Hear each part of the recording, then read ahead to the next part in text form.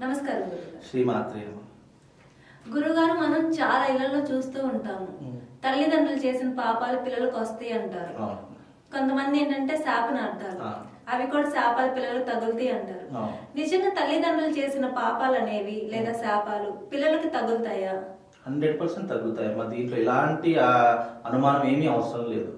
ఎందుకు అని అంటే గనక తల్లిదండ్రుల యొక్క శాపాలని చెప్పడం సమంజసం కాదు. కానీ తల్లిదండ్రులకు ఏదైనా క్షోభ కలిగినా, ఏదైనా ఇబ్బంది కలిగినా, పిల్లల ద్వారా ఏదైనా ఆత్మక్షోభ కలిగినా, ఏదైనా కలవరం చెందినా తల్లిదండ్రులు ఏం చేస్తారంటే కోపం తట్టుకోలేక పిల్లల మీద అనవసరంగా కొన్ని మాటలు వదిలేస్తూ ఉంటారు. అది ప్రేమతో వదిలేస్తారా, భయంతో వదిలేస్తారా, లేదంటే బాధతో వదిలేస్తారా అనేటువంటి పక్కన పెడితే, ఎప్పుడైతే తల్లిదండ్రులు కూడా శాస్త్రం ఏం చెప్పాడు, మాతృదేవో భవ పితృదేవో భవ అని చెప్పారు. అంటే తల్లిదండ్రులు కూడా దైవిక సమానులే అని చెప్పేసి శాస్త్రం ఎలాగైతే చెప్పిందో, వాళ్ళు పెట్టినటువంటి శాపాలు కూడా పిల్లలకు సంక్రమిస్తాయి అని చెప్పి కూడా చెప్పవచ్చు. ఏ రకంగా అంటే ఇప్పుడు తల్లిదండ్రులు సంపాదించినటువంటి ఆస్తి పిల్లలు ఎలాగైతే పంచుకుంటారో, వాళ్ళ యొక్క శాపాలు, వాళ్ళ యొక్క పాపాలు కూడా పిల్లలకు అదే రకంగా సంక్రమిస్తాయి. అప్పుడప్పుడు మనం జ్యోతిష్యంలో చెప్తూ ఉంటాం, ఏంటి పితృదోషాలు, మాతృదోషాలు, మాతృశాపాలు, పితృశాపాలు అని కొన్ని చెప్పుకుంటూ ఉంటాం. అలాంటి సమయంలో వాళ్ళు ఇలా క్షోభ అనుభవించినప్పుడు కానీ, లేదంటే తల్లిదండ్రులకు సరైనటువంటి కర్మ జరగకపోయినా, ఆ శాపాలు ఏవైతే వాళ్ళకు ఉన్నటువంటి శాపాలు ఏవైతే ఉంటాయో అవి వాళ్ళ వంశంలో ఎవరికైనా తగలవచ్చు. పిల్లలకే తగలవచ్చు, లేదా మన్మరాళ్లకు తగలవచ్చు. వాళ్ళ వంశంలో ఈ పితృశాపం కానీ పితృదోషాలు కానీ సంక్రమిస్తూనే ఉంటూ ఉంటాయి. అలా సంక్రమించడానికి ప్రధాన కారణము ఆత్మక్షోభ, లేదంటే తల్లిదండ్రులను సరిగ్గా గౌరవించకపోవడం, చెడు మాటలు మాట్లాడడం, ఇలాంటివి కూడా పితృదోషాలుగా పరిగణలోకి తీసుకుంటూ ఉంటారు. అలాగే వీళ్ళు బ్రతికి ఉన్నప్పుడు ఏం చేస్తారంటే అనవసరంగా పిల్లలను దూషించడము, లేదు అంటే నువ్వు నాశనం అయిపోతావు, లేదంటే నువ్వు మట్టి కొట్టుకొని పోతావు, ఇలా ఎన్నో రకాల మాటలు అంటుంటే ఇది మంచిది కాదు.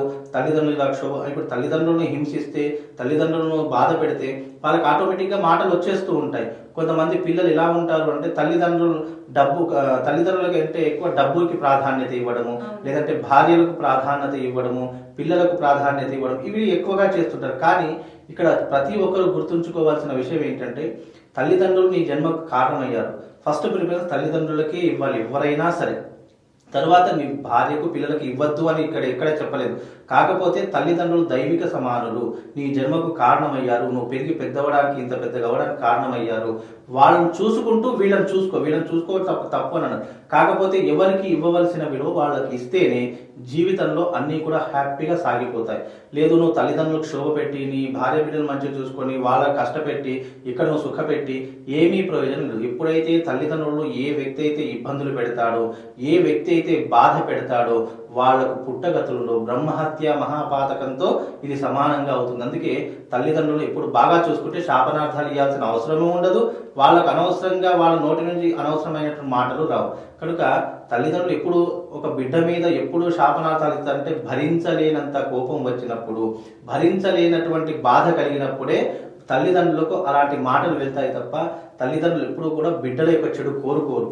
అలా కోరుకున్నారంటే ఆ వ్యక్తి అసమర్థుడైనా అయి ఉండాలి, లేదు అని అంటే ఆ వ్యక్తి పనికి రానటువంటి వాడైనా అయి ఉండాలి. ఈ రెండిట్లో ఏదో ఒకటి అయితేనే తల్లిదండ్రులు ఊకే దూషించడము, అనవసరంగా తిట్టడం ఇలాంటివి ఎక్కువగా జరుగుతుంటాయి. అలా తల్లిదండ్రులు ఎప్పుడైతే దూషిస్తారో ఆ శాపాలు నిజంగానే వాళ్ళ కుటుంబానికి, రాబోయే తరాలకు కూడా ఇలాంటి శాపాలు వెంటాడుతూనే ఉంటాయి. కనుక తల్లిదండ్రుల ఉసురు ఎవరు పోసుకోకూడదు. తల్లిదండ్రులను ఉన్నప్పుడు బాగా చూసుకోవాలి. ఉన్నప్పుడు నువ్వు ఏ రకంగా చూసుకున్నావో అదే కర్మ వల్ల రిఫ్లెక్షన్ నీ పిల్లలు అలా చూసుకుంటారు. లేదు నువ్వు తల్లిదండ్రులు చెడుగా చూసుకున్నావు, అసలు పట్టించుకోలేదంటే రాబోయేటటువంటి రోజులు నీకు కూడా అదే గతి పడుతుంది. నువ్వు ఏ రకంగా నీ కర్మను ముందుకు తీసుకొని వెళ్తావో అదే కర్మ నీకు రిఫ్లెక్షన్ అవుతూ ఉంటుంది. కనుక ఇప్పుడు మీరు తల్లిదండ్రులు బాగా చూసుకుంటేనే రేపు నీ పిల్లలు భవిష్యత్తులో నేను బాగా చూసుకుంటారు. లేదు అంటే నీకు కూడా అదే గతి పట్టి నువ్వు ఎన్నో రకాలైనటువంటి ఇబ్బందులు పడతావు. కనుక తల్లిదండ్రుల శాపాలు నిజంగా సత్యమవుతాయి. కనుక తల్లిదండ్రులు ఎప్పుడు కూడా అలా ఇవ్వరు. నేను చెప్పినట్టుగా బాధ, ఇబ్బంది, ఏదో రకమైనటువంటి అసమర్థతో కూడినటువంటి కొడుకు కనుక ఉంటే, కొడుకు కానీ బిడ్డ కానీ ఇలా ఉంటే ఊరికే మాటలు తల్లిదండ్రులు అనరు. అలా అన్నారు అంటే వాళ్ళ బాధలు దానికి కారణమవుతాయి.